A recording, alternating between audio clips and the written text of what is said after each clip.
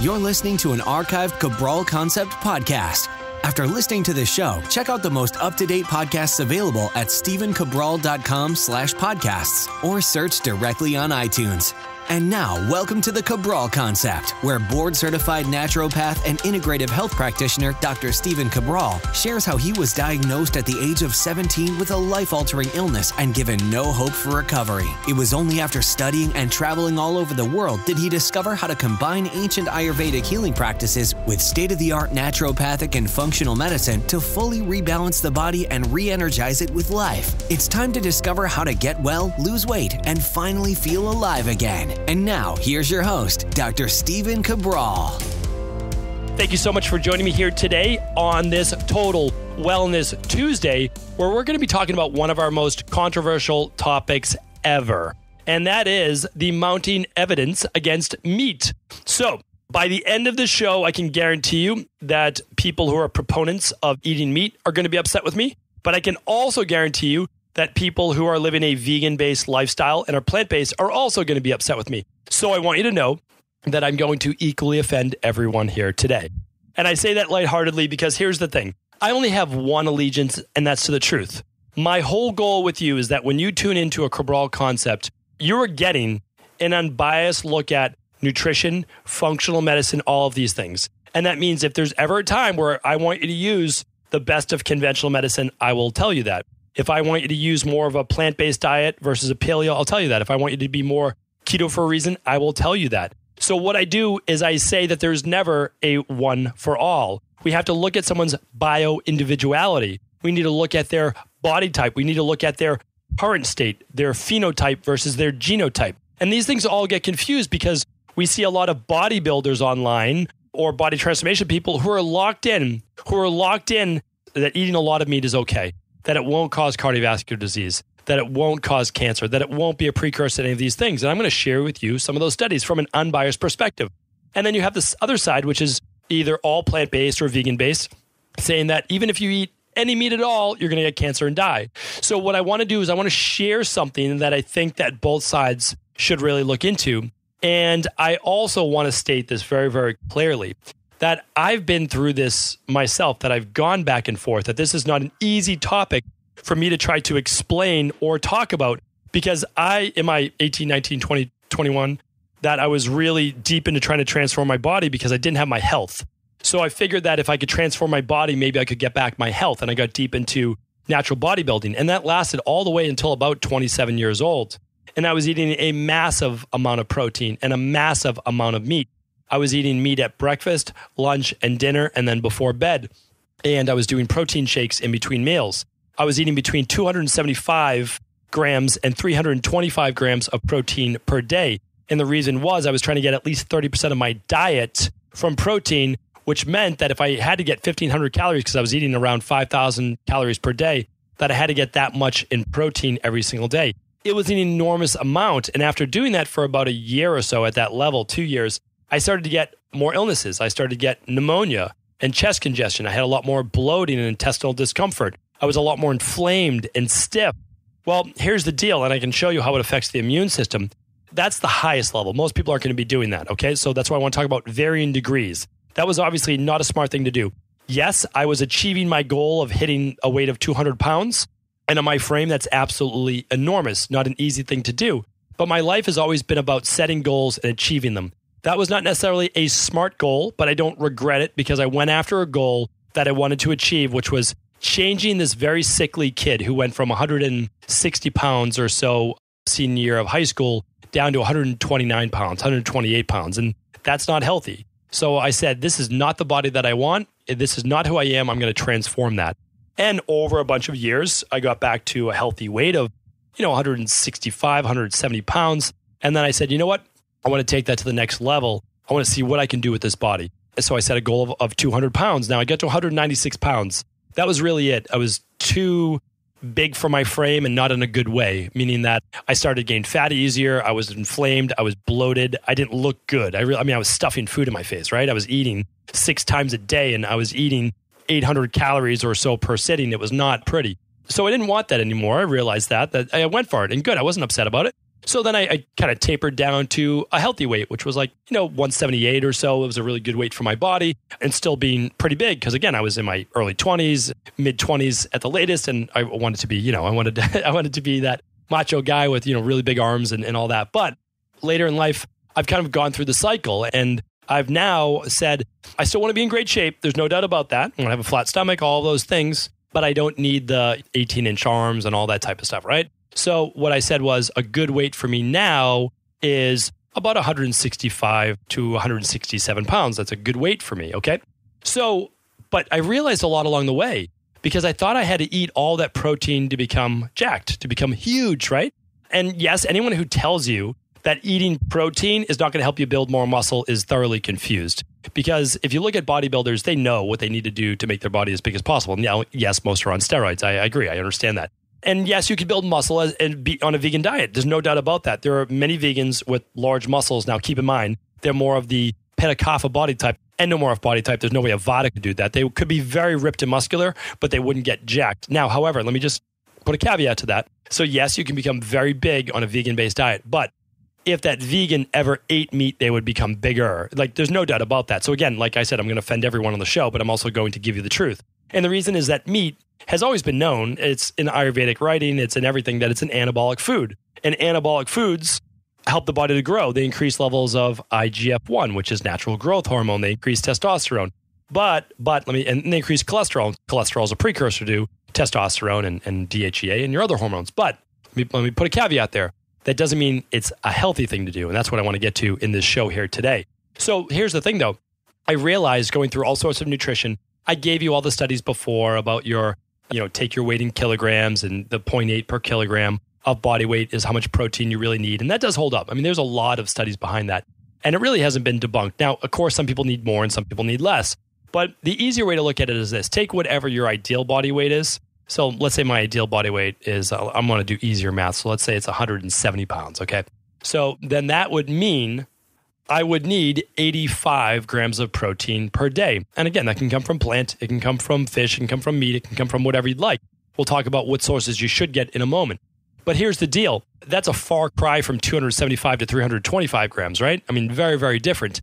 And there's a lot of research that says you don't even need that much. But that should be your starting point for most people. Again, if you're more of a smaller body type or a leaner body type or you're a hard gainer, then that would probably be your starting point because you're more of a catabolic type and protein is more of an anabolic thing that helps the body to grow and to put on weight and to help the entire body because protein contains the majority of or just a larger amount of amino acids, creatine, glutamine, things like that, like I said, that help the body to grow. Okay, but now let's get into if that protein should be coming from meat. So over my years, again, I was in the bodybuilding community. So I was like, this is how you transform body. And you know what?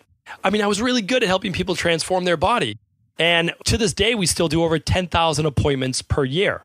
And we are known, in Boston and online as being able to help anyone lose the weight and also transform their body. I mean, I work with NFL players, PGA players. I work with celebrities, Hollywood celebrities when they come to Boston. I've done online with Hollywood celebrities for the functional medicine. I work with Olympians. I work with world champions from all over the world, right? And we work mainly on their nutrition, and I do tweak their exercise program if they're not working directly with us because we know how to do it. Like we can help anyone, whether they're looking to make weight for a competition, we can do it the healthy way, or they're looking to put on muscle, or some people want to get in great shape for a movie that they're about to do. So we help people with all those things because we know how, and it's because it's just straight science. Now, the truth is this, it is actually pretty straightforward and easy to do with including meat and those types of things in their diet. But we also want to differentiate now between health and body transformation. This was the struggle that I went through over the years. And honestly, it was a 3-year struggle with my mindset, right? This cognitive dissonance, right? So my mindset was, how can all of these people look so great, but not necessarily be healthy? That's what I went through, right? That's what I went through myself as well. Every doctor, when I was 17, 18 years old, I was in shape, right? I was doing 3 sports in high school, try to take care of my body, all of those things. I wasn't eating well, but still, again, I was only 17 years old, so I was in shape. And they said, how can someone who looks like this come in with all of these different symptoms? And they weren't showing up in blood work, all the symptoms I've explained before, which is the joint pain, the headaches, the intestinal discomfort, the dysregulation in blood sugar, the Addison's disease, the myalgic encephalomyelitis, all of these things. Like, how can this person have this? Well, that's because you can look one way and not be healthy on the inside. And the inside is what catches up with you. That's what I talk about in the rain barrel effect. I talk about how these things grow and stem right from inside over the years and then come out as symptoms. We don't want to wait till we get the symptoms. We don't want to wait till we get the cardiovascular death, the cancer, the autoimmune. We don't want to wait for that, the type 2 diabetes. Why wait? So this was my struggle because at 26 years old, at 27, right around there is when I made my journey into, yes, I had been studying functional medicine because that's how I got well. You know, I said to myself, you need to make the decision, what are you all about? What are you all about? Are you about helping people get well, or are you about helping them look absolutely amazing, right? And then what I later realized is you could do both, right? But I thought you had to do one or the other. So I started reading about blue zones. I started reading about centenarians, the longest lived people in the world. I started reading about Weston Price. I started reading about whole food diets. I read about vegan-based diets with Joel Fuhrman. I read about juicing. I studied what Dr. McCullough was saying. I studied everyone, right? Everyone. Because that's what I'm all about. If there's a book out there right now, I read it. People ask me, like, why are you reading that person's material? You know more than them. I'm like, they're coming from an ego-based perspective.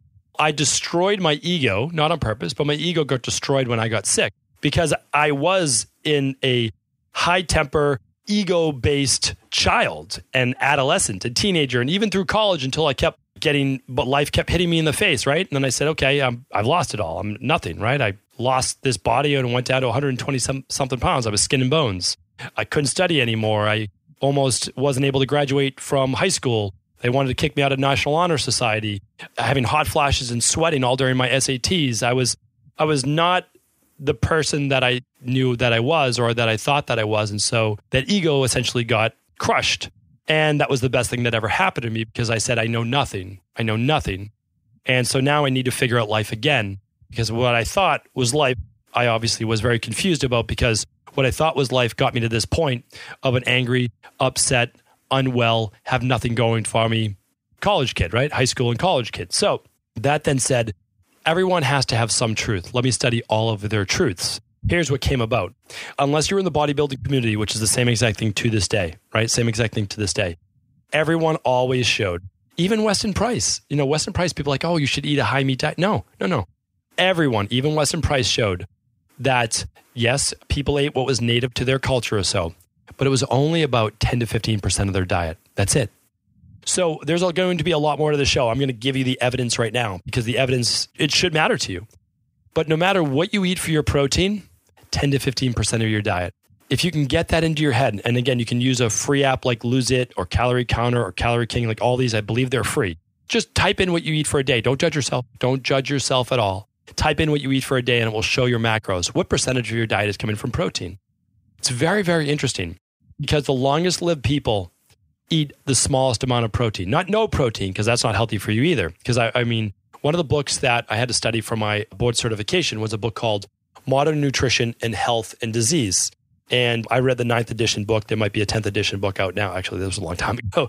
So who knows? Maybe they're on the 15th edition. So I read this huge bug killer of a book. I mean, honestly, it's wide as you can open your hand. That's how thick the book is. A couple thousand pages, 6-point font. I mean, I read about the truth of nutritional biochemistry. And so I'm very happy that I read that book. You know, that's an undertaking, but if you're a health practitioner, great to read about. So you read about what happens if you're on too low a protein diet. And that can happen. It really can. Because if you're vegan, vegetarian, well, you still have to know how to eat the right food. So if you're only eating like pasta and rice and those types of things, well, you're not getting in the protein that you really do need. So it's important to look at that, okay? Because protein does matter. But again, we're talking about 10 to 15% of your diet. And everyone across the board was saying that. I said, okay, now we're on to something. Okay, so you can argue about whether it should be meat. You can argue about whether it should only be fish. You can argue about whether it should just be a little bit of dairy. And you can argue about whether it should be no animal or proteins at all, just plant-based protein, vegan-based proteins, legumes, chickpeas, lentils, or just the protein that comes in plants themselves. So you can look at all of those things, and that can be how you live your life. I'm going to give you a lot of insight into that because a lot of people, they're talking to you from a surface-based perspective, and they're super biased, meaning they're just so biased that you have to do this and you have to do that. It's like the people that go on saying that everybody has to be keto. It's just so insane when we know that a lot of women are deeply affected by keto and that it really lowers their thyroid and it causes months, if not a year's worth of damage to undo. So again, like don't promote it as everyone. This is about bioindividuality. But what I'd like to do with you is just share a little bit about the evidence against eating meat. And what I want to say is this: you do not have to cut meat completely out of your diet. But if you're eating it every day, or if you're eating a large amount of it, we might want to think about cutting back on it. And I'm going to let you decide, because my job in the Cabral concept is not to force anything upon you. It's simply to question your current habits. And if right now you have your mind made up that you're upset that I'm saying maybe cut back on meat, then you have to think about, why are you so upset? Like, why are you upset? What allegiance do you have to meat? Why does eating meat mean so much to you? It's a really good thing because I had to ask myself that. Like, I had to ask myself, whenever I get upset about something, why am I so upset about this? Like, is meat a religion? Like, is someone questioning my religious beliefs? Is someone questioning my political beliefs? Like, no, it's none of those things. It's about your overall health. And all I'm trying to do is get you to question everything. To this day, and I always will going forward, I question everything. Even my current dogmas, I keep myself open in a nice way. If someone wants to give constructive advice, like, hey, like the best way to give someone advice is, hey, have you ever looked into this? Like, that's super non-aggressive. Like, you know, when I talk about a lot of parents who have kids with ADD or ADHD, and I'm like, hey, have you ever looked into food dyes and processed foods and sugars and a lack of omega-3s and zinc and, you know, those types of things? Have you ever looked into that? Like, no, I haven't. So don't tell them, hey, your child's missing this, this, and this, and they're toxic and you're feeding them poorly. No, I never talk about that.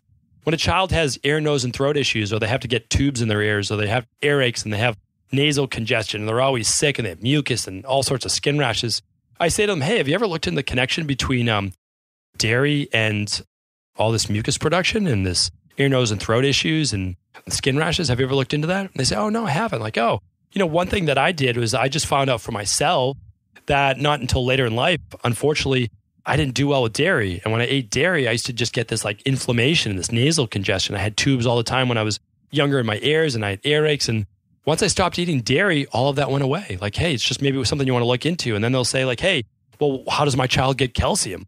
And I say, well, I don't know if you know this, but I didn't know it either. Again, trying not to be aggressive to them. Almond milk or a lot of nut milks actually have 30% more calcium than you can get from dairy. And I said, oh, I didn't know that. They're like, well, what about the vitamin D? And I say, oh, well, a lot of times the vitamin D you're getting from milk is actually synthetic. It's fortified. It's vitamin D2. You're better off getting your vitamin D3 from being out in the sun. And if you can't do that, well, then supplementing with just a children's vitamin D. And like, oh, I didn't know that. So you can approach people in a manner that doesn't have to be so aggressive. On Instagram and on YouTube, I see these people saying like, oh, you have no idea what you're talking about. You know, you should go back to school, or your degree means nothing, or this or that. Like, it's just people chopping each other down. Is it possible that we could have a civilized conversation about, you believe eating meat is great. Why do you believe that? You believe eating meat causes cancer. Why do you believe that? And have a conversation. And then maybe at the end, we might not agree with each other, but we had a discussion where people can learn from it. So again, on yesterday on my Mindset and Motivation Monday, hopefully you checked out that show, is that, you know, about obstacles in life. One of the things in the future that I want to create is a real TV show, and not on TV, but on this thing we call the internet, right? Because that's the new TV. And I want it to be accessible anytime, and I don't want to charge for it. I don't want to have advertising, all those things, right? Is that I want to bring people together. And what I want to do is bring people together who can have a real conversation, that aren't going to yell at each other, and they can give their viewpoint. And then we can talk about when their viewpoint is appropriate and when the other person's viewpoint is appropriate, so that you win. You, the listener, win in the long run. That's what it's all about. So let me get ready, because I could talk about this all day. But what I want to do is this. I want to get into some of the research right now. All right. So the reason why I had to bring this up is that I did a podcast review on the plant paradox and should you be following a low lectin diet. And it's funny because I talked about that book, and I talked about what that book's really all about. It's not avoiding lectins. If you read the book, you'll understand the first 70 pages out of the 300-page book is really only about avoiding lectins. The rest is actually talking about how in the future you'll be able to reintroduce them.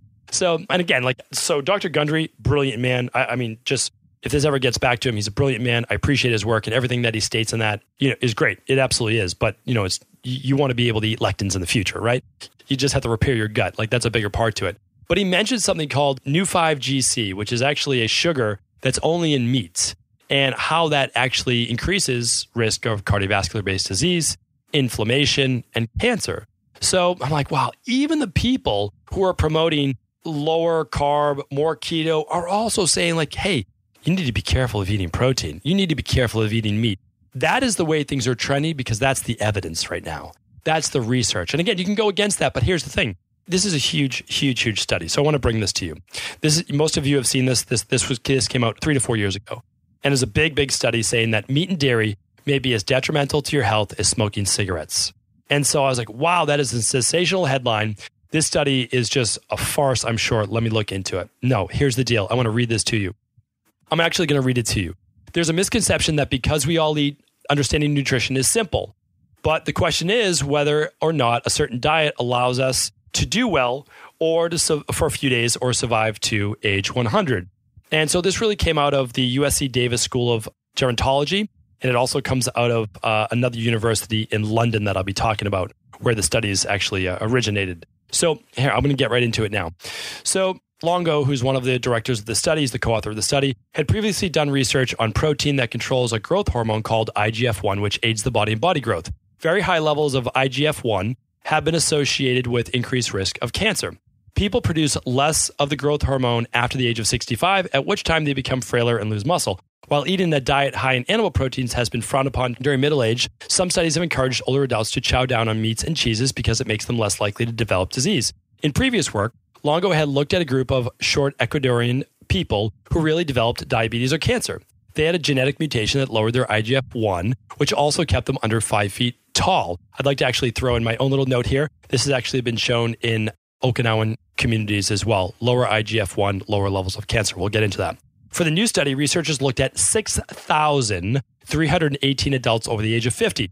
On average, about 16% of their total daily calories came from protein. 2/3 of that amount came from animal protein. So the majority of their diet of protein came from animal. The team divided the groups into high, moderate, or low protein eaters. Protein could come from plant or animal sources. High protein diets were made up of at least 20% protein. Moderate protein eaters consumed 10 to 19% of their daily calories from protein. Low protein diets consisted of less than 10% of their daily calories from protein. People who ate high protein diets were 74% more likely to die before the end of the study than those who ate low protein diets. 74% greater chance. Decreasing protein consumption from moderate to low levels reduced early mortality risk by 21%. So you reduce your risk of dying by 21% by decreasing your protein consumption. The team found that plant-based proteins were not as detrimental to health as animal-based proteins. A smaller subsection of the sample group, 2,253 people, had their IGF-1 levels recorded. They found that those who consumed the highest levels of animal proteins were four times more likely to die of cancer than those who had low protein diets. So that increase rate was similar to the cancer risk between smokers and non-smokers. Moderate protein consumers were 3 times more likely to die from cancer. Remember, more than 20% was 4 times more likely to get cancer or die from cancer. And 10 to 19%, 3 times more likely. 10% or less of your diet from protein, especially animal-based protein, decreased risk of dying by 21% compared to others. Almost everyone is going to have a cancer cell or precancer cell in them at some point. The question is, does it progress? Turns out one of the major factors in determining if it does is protein intake. I want to interject my point here for a second. Everyone always talks about sugar causes cancer. Sugar causes cancer. That may not be. Sugar may allow for a state, yes, that perpetuates cancer. Sugar absolutely feeds cancer, but what causes cancer? What causes tumors to grow? Interesting. Let's see what else the study says. Another study in the same issue showed mice who were on a low protein diet for 2 months were less likely to get cancer than those that were on a high protein diet. If they did, they had 45% smaller tumors, meaning that if they were on a lower protein diet and they had cancer, the tumors were 45% smaller. We have shown explicitly why it is that calories aren't all the same. We need to strive to look at where the calories come from and how they interact. This is from Steve Simpson, a researcher at the University of Sydney Charles Perkins Center. The research has enormous implications for how food we eat, our body, our heart, and metabolic health, and ultimately the duration of our lives. Nutritionist at the University of Reading in the UK warned that it is dangerous to say protein consumption was as dangerous as lighting a cigarette. Statements that such a thing can damage the effectiveness of important public health messages. They can help to prevent sound health advice from getting to getting the general public. The smoker thinks, why bother quitting smoking if my cheese and ham sandwich is just as bad for me? Okay.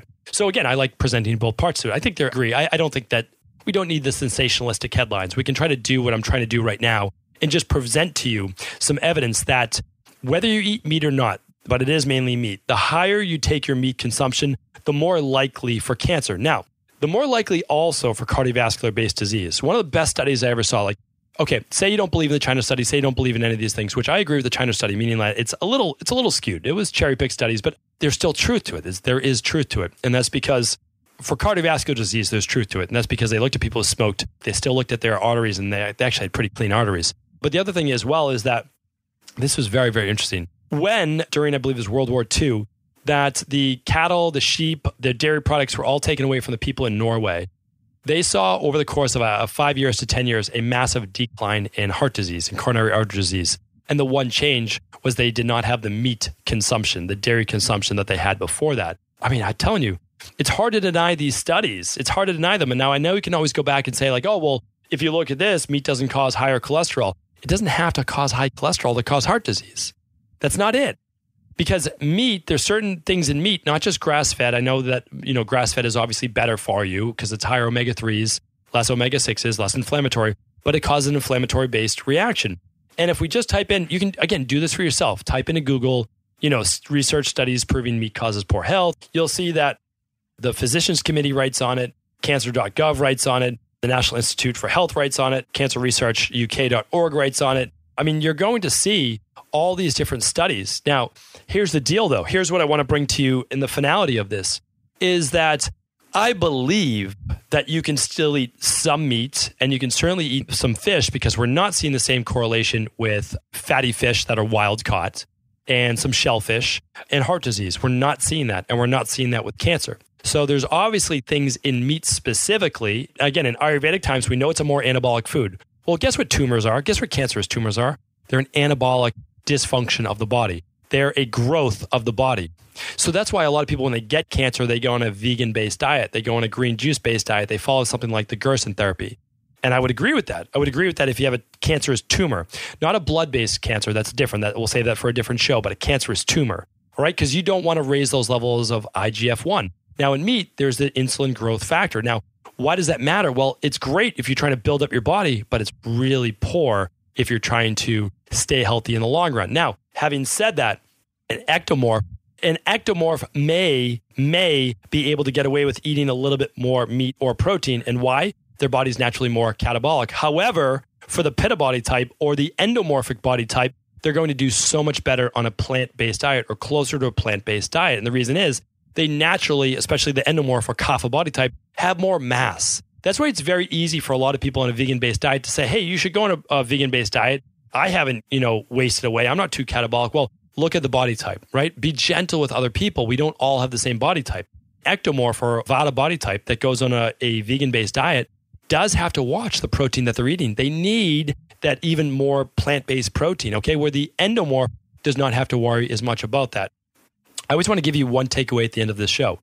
It's that the research is showing whether you eat meat or not. It's not my decision. It's not my job to tell you whether you should eliminate meat completely or not. That's not my job. My job is to tell you what the research says. The research is pointing to this.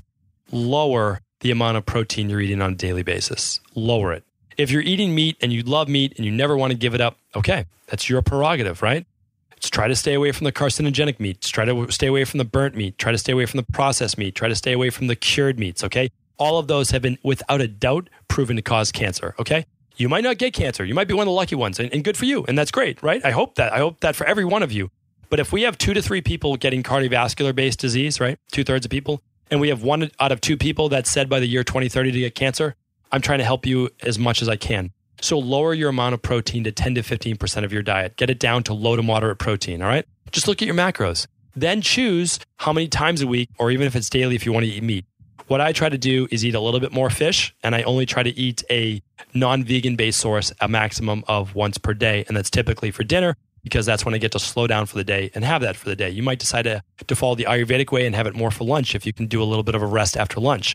You're going to do what you feel works best for you, and I try to incorporate my diet as predominantly plant-based. And again, there's not a study that shows, oh, well, the more vegetables you eat in low glycemic fruit, you're going to cause cancer. No, there's none of that. So that's the thing.